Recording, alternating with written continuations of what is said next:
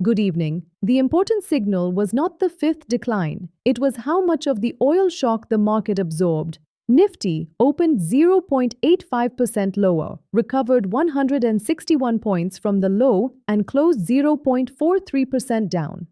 The gap never filled and breadth stayed weak, so this was stabilization, not full repair.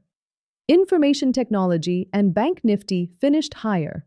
Domestic institutions bought more cash equities than foreign institutions sold, cushioning pressure without restoring broad participation.